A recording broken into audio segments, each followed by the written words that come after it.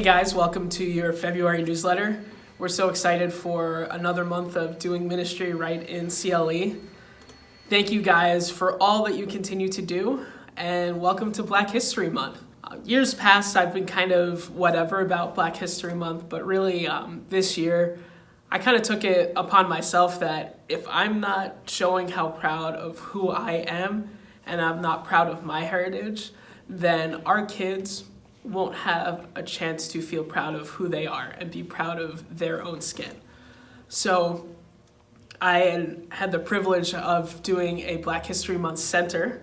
As if you've been following us before, we've been doing 3-week rotations of centers with our after-school program as a way to just have some fun with our kids and to kind of give a little consistency there. So we talked about a lot of different things. We had talked about historical figures. We talked about where Black history is now. We talked about connections to Africa. And there was a lot of really great things that we talked about, but 2 really stick out to me. First is we created our own I Have a Dream speeches. We watched a little bit of Martin Luther King's I Have a Dream speech and then made our own I Have a Dream for 2021. Here are some of the responses. Some of them are very interesting. One said, I have a dream that unicorns will be real.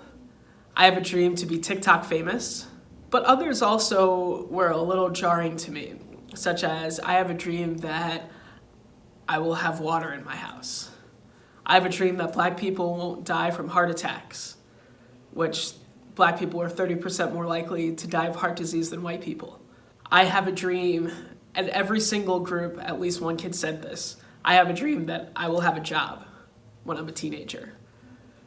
So a lot of the struggles and a lot of the things that our kids deal with really just kind of stuck with me, that even though we've made it leaps and bounds above where Martin Luther King was, we still have a lot of things that God needs to touch and God needs to change in our neighborhood here. Another thing that really stuck out to me was when we were talking about the Negro Leagues. And I had mentioned about 100 years ago, Black people weren't allowed to play baseball and mostly any other sport that was around. And one of the kids said, why would people do that? And I think it just really showed me the heart behind the innocence of a child, that despite all of the things that you may see around you, despite all of the hate that people try to instill in people, kids still want to love people, regardless of how they look, regardless of their skin color. To me, it was a very fun experience to share with our kids, and you guys have a part of that.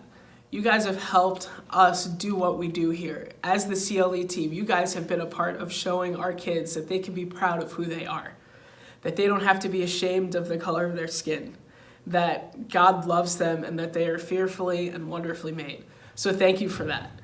God continues to do awesome things here in our ministry. A couple of quick updates. First of all, the Tavern Coffee House, the nonprofit, continues to move forward. I'm taking charge as the CEO to continue that mission and vision of it. Right now, that's completely as a volunteer thing as we continue to build up the capacity of it. So I'm really excited to be a big part of that. And secondly, I received my cap and gown this month. So I'm really excited about graduating this May with my master's degree. And I'm looking forward to hopefully having guests in there. As of right now, they're not allowing any guests. But either way, it's going to be a really fun accomplishment. And I'm really excited for what God has, not just this spring, but also this summer. God's going to do some awesome things here in Cleveland. Thank you guys for being a part of it. And real quick, here is our student spotlight.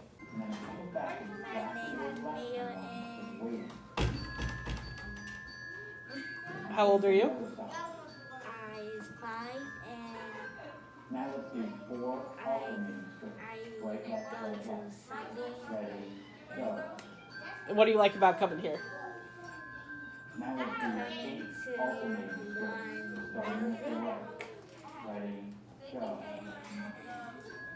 So thank you. As I said last month, every single dollar that you guys give and every single prayer you give is helping students like this one continue to thrive in a completely chaotic world. Pray for our students. We are in the middle of transition as Cleveland Metro Schools has been fully remote up until now. In the next couple weeks, they're going to start the transition to a hybrid model where students will be in a couple days a week like most other schools, but we're talking now a full year that they've been out of school. So pray that it's a smooth transition. Pray that as a ministry, we can continue to transition to help our kids in the best way possible. So thank you guys. Thank you, CLE team, and we look forward to seeing you next month.